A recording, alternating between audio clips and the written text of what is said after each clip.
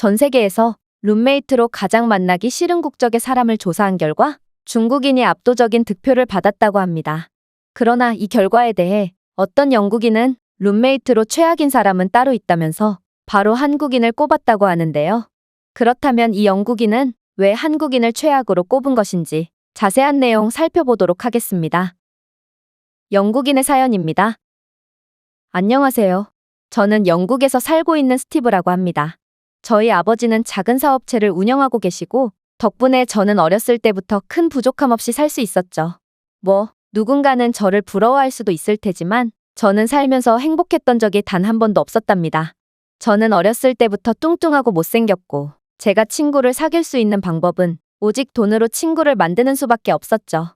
저는 외모 때문에 초등학생 때 왕따를 당해야만 했고 중학생 때는 아이들에게 먹을 것을 바치고 각종 놀이 비용을 제가 전부 부담하면서 친구를 사귈 수 있었는데요. 제가 돈을 쓰지 않으면 친구들은 저를 떠나갈 것을 알고 있었기에 저로서는 어쩔 수가 없었습니다. 그렇게 늘 수동적인 삶을 살아오면서 저는 매일같이 먹기만 하고 운동도 안 해서 몸무게는 100kg에 육박했고 늘 파티에 참석하느라 밤낮이 바뀌어서 피부도 흉터투성이에 건강도 매우 안 좋아졌죠. 이런 제 모습을 본 아버지는 참다 못해 제게 말씀하시더군요. 스티브, 25살이 되었는데도 이런 식으로 사는 건 용납이 안 되는구나. 지금부터 용돈을 전부 끊을 테니 이젠 너 스스로 돈을 벌도록 하렴. 그렇게 저는 아무런 준비도 없이 사회로 내쳐졌고 반강제로 아버지 회사에서 일하며 2인실 기숙사에서 지내게 되었습니다. 그런데 저는 기숙사 첫날부터 황당한 일을 겪고 마는데요. 룸메이트로 보이는 어떤 동양인이 저를 보자마자 중국어로 말을 걸었기 때문입니다.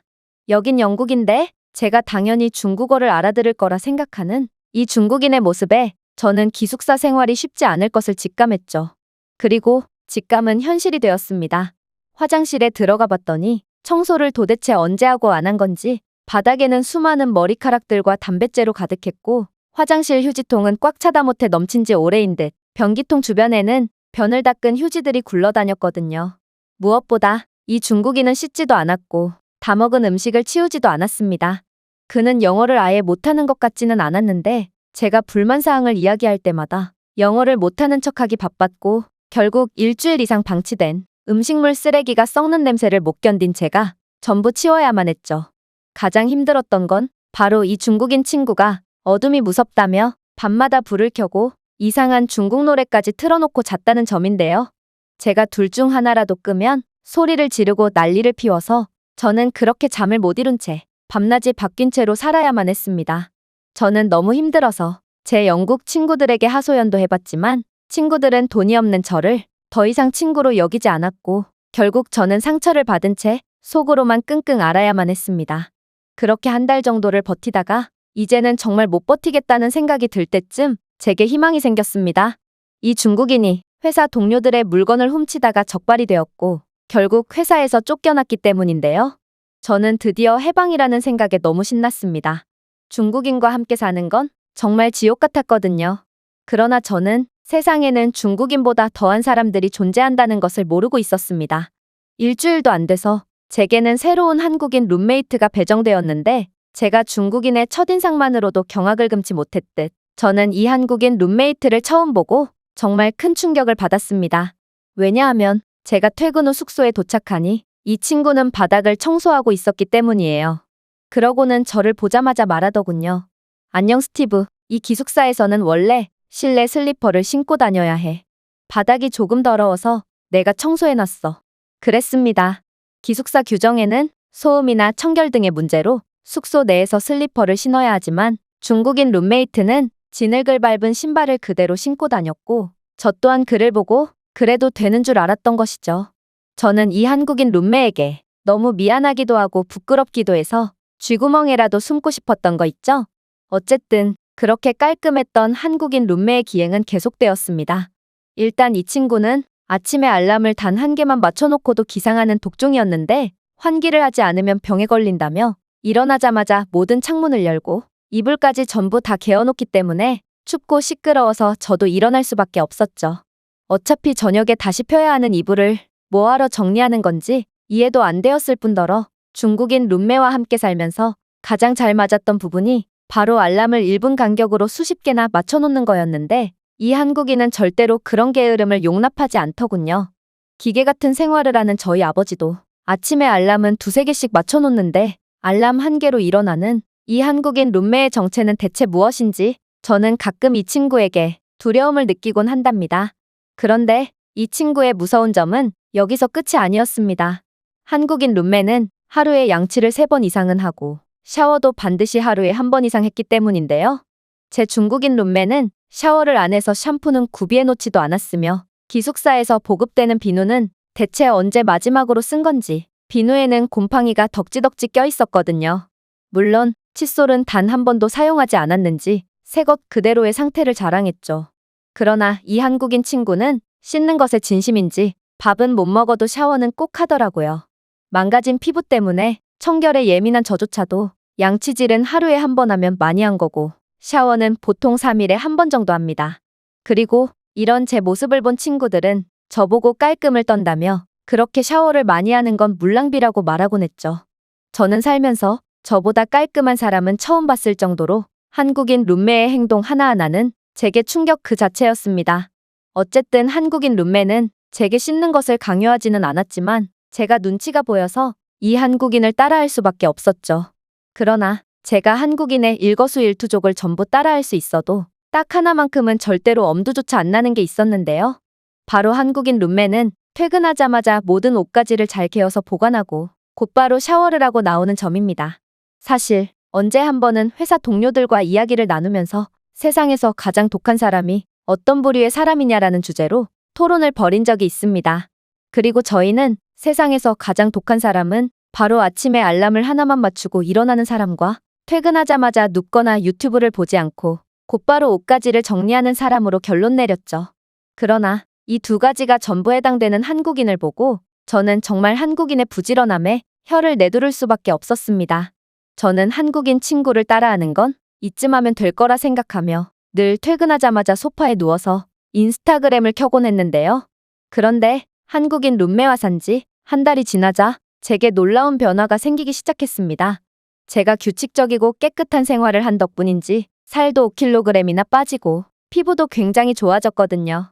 그렇게나 약을 먹고 시술을 받아도 그대로였던 피부가 한국인 룸메를 만나고 한 달 만에 개선되다니 저는 정말 믿기지가 않았습니다.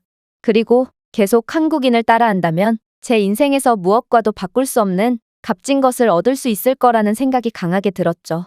그래서 눈 딱 감고 한 달만 한국인을 따라해보기로 했습니다.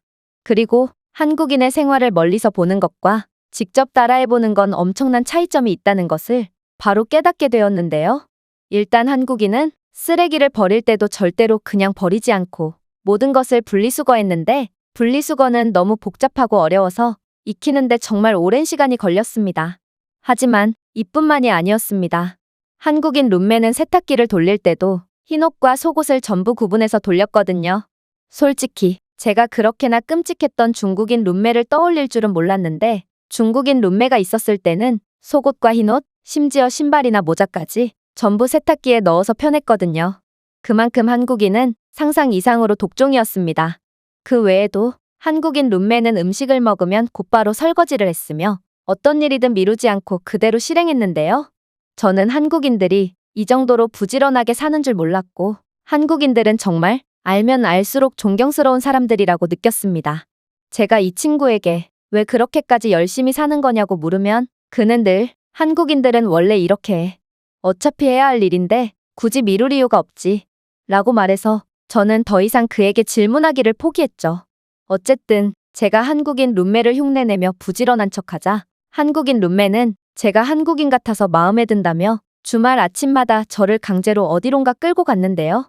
알고 보니 그에겐 엄청나게 많은 주말 소모임이 있었고 저는 이 한국인 룸메를 따라 주말 아침마다 조깅을 해야 했고 때로는 새벽에 차를 타고 나가서 등산도 해야 했으며 어쩔 때는 지역 축구 소모임에 끌려 나가서 강제로 공을 차야 했습니다.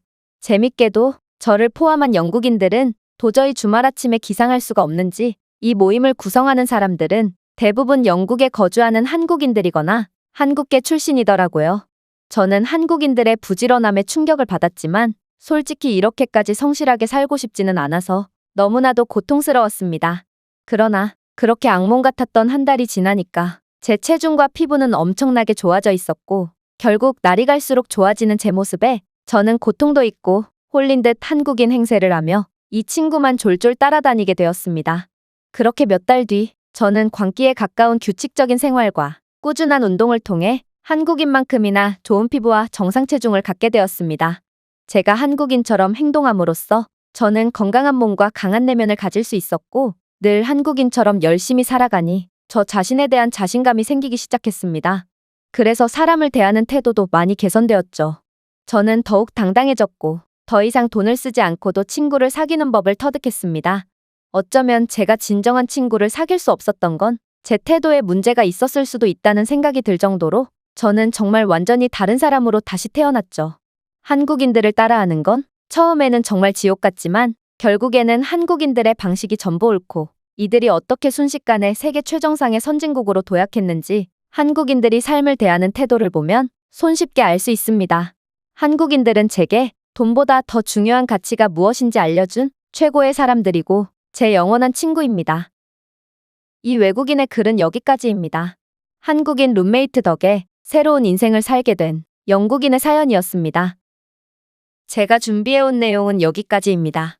끝까지 시청해주셔서 진심으로 감사드리며 여러분들의 구독과 좋아요, 알림 설정은 영상 제작에 큰 힘이 됩니다. 이상 세모튜브였습니다.